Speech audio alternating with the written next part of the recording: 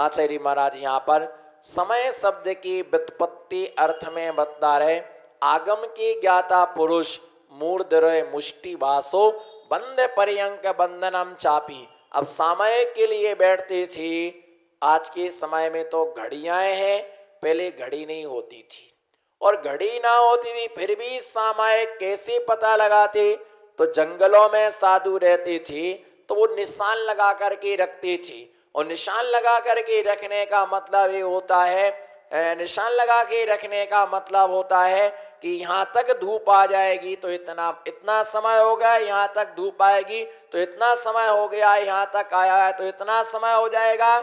जल घड़ी, कौन सी घड़ी बताओ, कहाँ पर है जल घड़ी? आप अनेक क्षेत्रों के दर्शन करने के लिए आप गए होंगे, पर आपने जल घड़ी कहाँ पर देखी बताइए, कौन से क्षेत्र पर जल घड़ी है? नमो सिद्धाड़म। जल घड़ी जो है केसरिया जी में जल घड़ी है, वहां पर बाहर एक उसमें भगोना रखा हुआ है, उसमें एक कटोरा डला रहता है, उसमें बारीक सा छेद है, और उस कटोरे को ऊपर उस पर पानी पर छोड़ दिया जाता है, धीरे धीरे धीरे धीरे पानी आता है, उसमें नाप लगाओ कि इतना भर गया तो 12 बज गए और मंदिर बंद कर दिया, इतना बज गया तो 3 बज गए, इतना हो गया तो 4 बज गए, इतना भर गया तो 5 बज गए। जब पूरा भर जाता समझ जाओ दिन अस्त होने का समय आ गया है। इससे वहां पर पता लगाया जाता है कि यहाँ हमारी सैल वाली घड़ी आगे पीछे हो सकती है, पर जल घड़ी कभी क्या नहीं हो सकती, आगे पीछे नहीं हो सकती है। जंगलों में साधु रहते थे तो कैसे अपनी चर्या का पालन करते होंगे, बस वो इसी प्रकार से क्या निशाना लगा करके रखते थे कि इतनी जंगाओं तक धूप आ गई तो इतना समय हो गया, यहाँ पर इतना समय हो गया। तो उसके साथ साथ अगर घड़ी नहीं है तो मूर्धरय मुष्टि बासो बंद पर्यंक बंधनम चापी, और ऐसे नियम लेकर के केश बंधन, केश बंधन का मतलब चोटी होती थी, और ब्रह्मचर्यों को चोटी रखना चाहिए। शास्त्रों में विधान है कि जो त्यागी व्रती होते हैं उन्हें चोटी रखना चाहिए, और बिल्कुल छोटी सी चोटी होती है, और उस चोटी को क्या कर लेते हैं, केश बंधन, जो अपने बालों का बंधन है उसको बांध करके छोड़ देते हैं, और नियम ले लेते हैं कि जब तक ये बंधन खुलेगा नहीं तब तक हम सामायिक करेंगे। लेकिन ध्यान रख के चलना, चोटी को बांधने का मतलब ही नहीं कि 10-15 गठाने लगा दी, बेचारा मरते मर जाए पर वो बंधन ही ना खुले, ऐसा नहीं। चोटी रहती है उसको साधारण रूप से ऐसा लपेट देते हैं, और वे कमरे में बंद होकर के सामायिक को नहीं बैठते हैं। सामायिक करने के लिए जो बैठते हैं वो खुली छतों पर बैठते हैं, खुले स्थानों पर बैठते हैं, जिससे हवा के झोंके से चोटी का बंधन क्या हो जाता है, चोटी का बंधन खुल जाता है। और ऐसा नियम लेकर के बैठते कि जब तक चोटी का बंधन नहीं खुलेगा तब तक हम सामायिक करते रहेंगे, सामायिक करेंगे। अथवा दूसरा नियम है कि वस्त्रों का बंधन, जो ब्रह्मचर्य हैं वे अपने दुपट्टे का बंधन ऐसा लगा लेते हैं, थोड़ा सा खोस लेते हैं और बाकी खुला छोड़ देते हैं।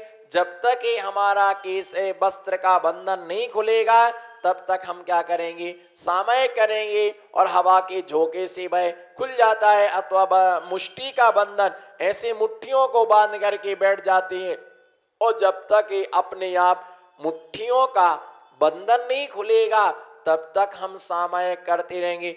ऐसे काल तक के लिए पद्मासन, किससे, पद्मासन अथवा खड़गासन। पद्मासन का मतलब होता है कि जो हमारा जो पैर हैं उस पैरों में क्या, बाएं पैर के लिए दाईं जंघा पर चढ़ाना, दाएं पैर के लिए बाएं पैर के लिए दाईं जंघा पर चढ़ाना, और दाएं पैर के लिए बाएं जंघा पर चढ़ाना, इसका नाम क्या होता है, पद्मासन।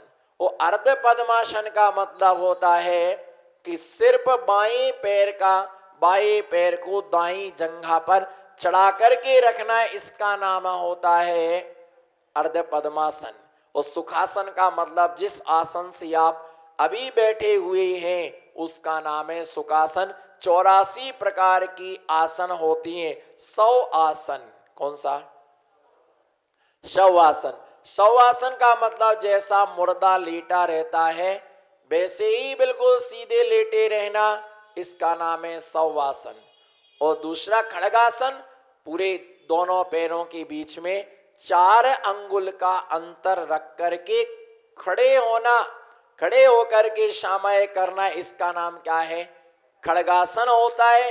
तो इस प्रकार से कुक्कुटासन, मगरमुख आसन, मयूर आसन, वज्र आसन, वीर आसन इत्यादि अनेक प्रकार की आसनों के द्वारा साधुजन सामयिक के लिए संपन्न करते। पर सामयिक के लिए मुख्य 2 आसन है, एक पद्मासन और दूसरा क्या है? खड़गासन। कई लोग बोलते हैं कि रीढ़ की हड्डी जो गैप आ जाता है, मन का खिसक गया। क्या खिसक गया? मन का खिसक गया। बिल्कुल सही बात है, बहुत अच्छा नाम दिया है, मन का खिसक गया। इसलिए तुम्हारा मन का, तुम्हारे जो मन का था वो क्या हो गया है? तुम्हारे मन का खिसक गया है। इसलिए तुम्हारे तन का मन का खिसक गया है। जिसको तुम चाह रहे थे वो धीरे तुम्हारे जो मन पसंद था, मन का था, वो तुम्हारा मन का खिसक गया, मन का भाग गया। प्रिय लगने वाला भाग गया, मन की जो वस्तु थी वो चली गई, मन का खिसक गया है। इसलिए तुम्हारा मन का खिसक गया है, गैप आ गया है। रीढ़ की हड्डियों में क्या आ गया है? गैप आ गया है। पर हमारा जिनागम ये कहता है कि जो व्यक्ति पद्मासन लगाता है उसकी रीढ़ की हड्डी में कभी गैप नहीं आता है, उसकी रीढ़ की हड्डी कभी झुकती नहीं है। और यही दिगंबर साधु होते हैं, उनकी रीढ़ की हड्डी कभी झुकती नहीं है, कमर कभी झुकती नहीं। बिरले हो कोई होगा, परंतु हमेशा साधु क्या लगाते हैं? पद्मासन लगाने से ब्लड सर्कुलेशन बहुत अच्छी तरह से होता है। अब आप कई लोगों को पद्मासन लगाते नहीं आता, किनसे पद्मासन, किसको लगाते नहीं आता पद्मासन? आपको आता? लगाते नहीं बनता पद्मासन, नहीं आएगा आपको पद्मासन। किसको नहीं आता लगाते? जिसका एक तो पेट बड़ा होता है और जिसकी जंघाएं क्या होती है? जंघाएं जिसकी मोटी होती है और पेट जिसका बड़ा होता है उसको कभी पद्मासन नहीं लगता है। और जिसका पेट बाहर नहीं निकलता है, पेटी की ढेरी नहीं बनती है और जंघाएं केले के थम्बे के समान मोटी नहीं होती हैं, वो पद्मासन क्या कर लेते हैं? अच्छी तरह से पद्मासन को। भगवान की प्रतिमा किसमें है? पद्मासन में। किसमें? भगवान की जो प्रतिमा है वो पद्मासन में है। और बाहुबली भगवान की प्रतिमा, बोलो, बाहुबली भगवान की प्रतिमा खड़गासन में होती है। तो ऐसे 2 आसनों से सामयिक करते हैं, क्योंकि सामयिक के 2 आसन निश्चित किए गए हैं। एक ऐसे ही सीट था, उस सीट था, ये मेंढक की कहानी है। किसकी कहानी है?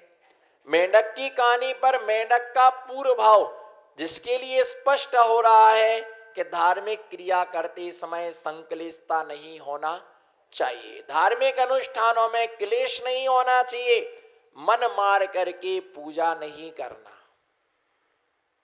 मैंने एक दिन आपको बताया था, प्रवचन कैदी बनकर के नहीं सुनना। बोलो, प्रवचन कैदी बनकर के मत सुनना। संख्यात गुड़ी कर्म की निर्जरा होगी। और अगर तुम प्रवचन कैदी बनकर के सुनोगे तो असंख्यात गुना कर्म का क्या होगा? बंद होगा। कैदी बनकर के तुमने जबरदस्ती यदि सुना बिना इच्छा के, अगर देश ना सुनिए तो अकाम निर्जरा तुम्हारी होगी।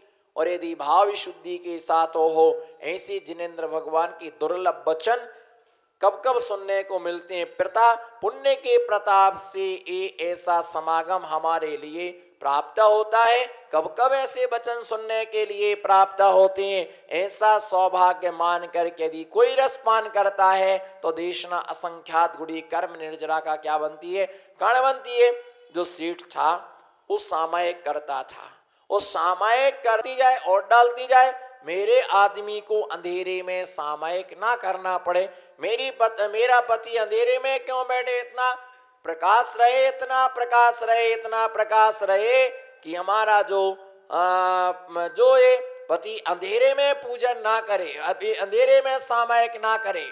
तो उसने और घी डाल दिया, उसमें और घी डाल दिया, उसमें और घी डाल दिया। अब वो एक समय सीमा होती है, पूजाओं की भी एक सीमा होती है, जापों की भी क्या एक सीमा होती है, स्वाध्याय की भी एक सीमा होती है। अति सर्वत्र वर्जयेत, चाहे वो धर्म हो, चाहे वो संसारिक कार्य हो, कहीं भी कार्य हो, पर हर जगह थकान महसूस होती है।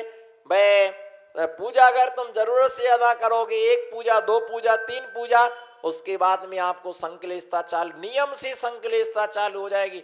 आप देखो पर्यूषण पर्व में लोग कैसे कैसे, अगर कहीं वीडियो बनाई जाए और बाद में दिखाई जाए तो वो कहेगा ये हमारा हो ही नहीं सकता है, ये तो किसी ने बैठे हैं 10 लक्षण की भी कर लो, 16 कर्ण की भी कर लो, नंदीश्वर दीप की, बाद में तो स्वाहा की जगह आहा आहा आहा। आप जिस दिन देखो सिद्ध चक्र मंडल विधान की 1008 चढ़ते छिल्ले छिल्ले दिवस, छिल्ले छिल्ले दिवस 1008 अर्घ्य चढ़ते हैं।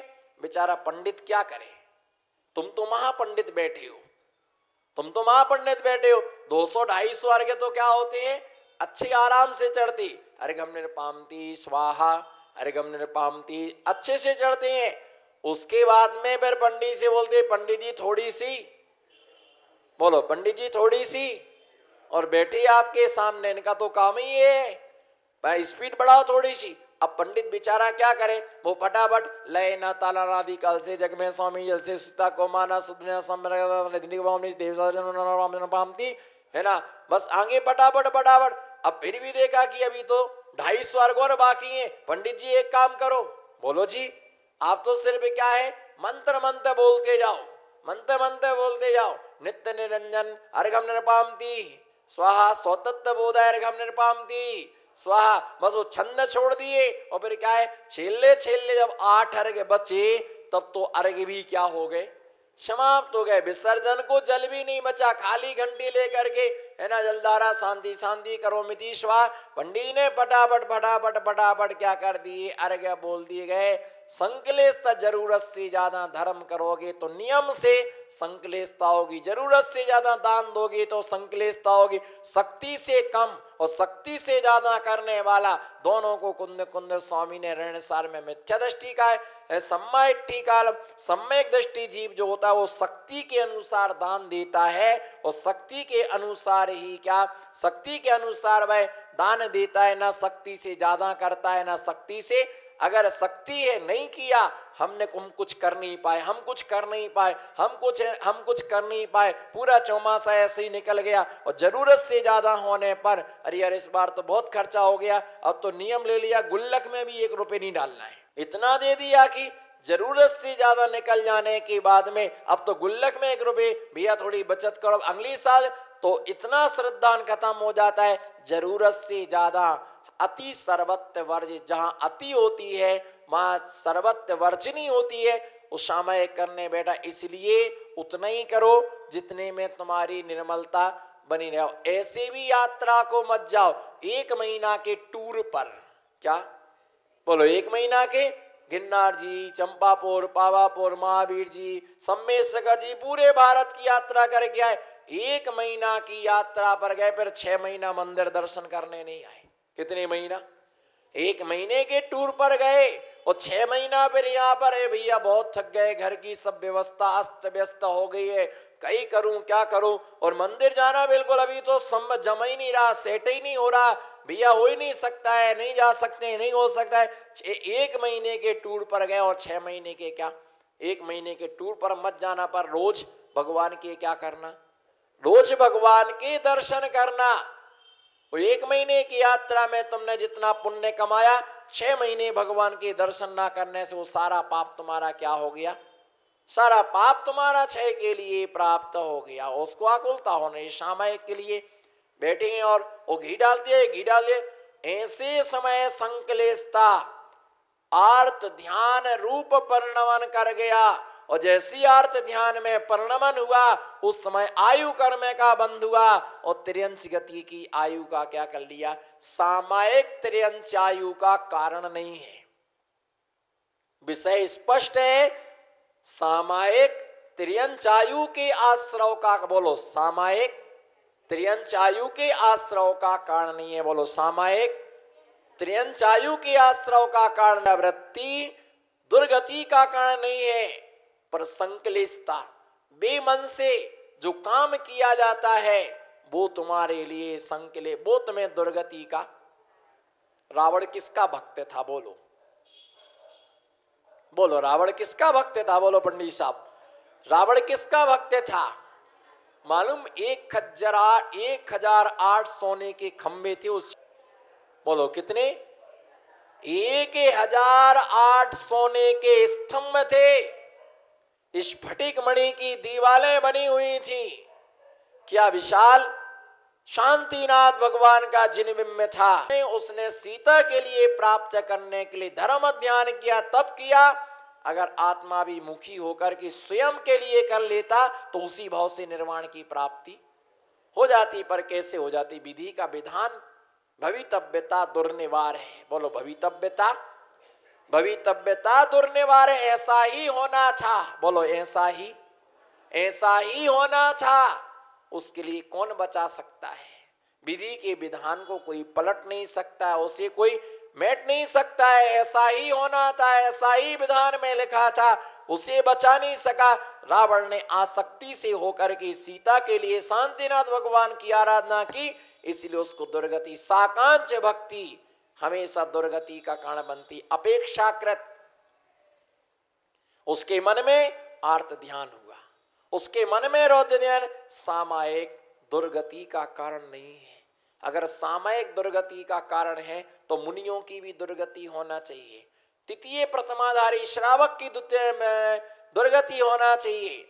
मैं सामायिक नामक शिक्षा वृत्त के धारक दूसरी प्रथमाधारी को दुर्गति में जाना चाहिए। जिन पूजन नमोकार मंत्र का जाप, नमोकार मंत्र की आराधना दुर्गति का कारण नहीं है, परंतु बेमन से नमोकार मंत्र पढ़ना दुर्गति का। बेमन से मुनियों की भक्ति करना, बेमन से आराधना करना, आर्त ध्यान पूर्वक करना। मैंने क्यों दान दिया, मैंने क्यों चौका लगाया, मैंने क्यों महाराज की भैया वृत्ति की, मैं महाराज को क्यों लेकर गया, ऐसा जो संक्लेश परिणाम है, उस संक्लेश परिणाम से आर्त ध्यान से त्रियंच आयु का और बन गई उसकी आयु।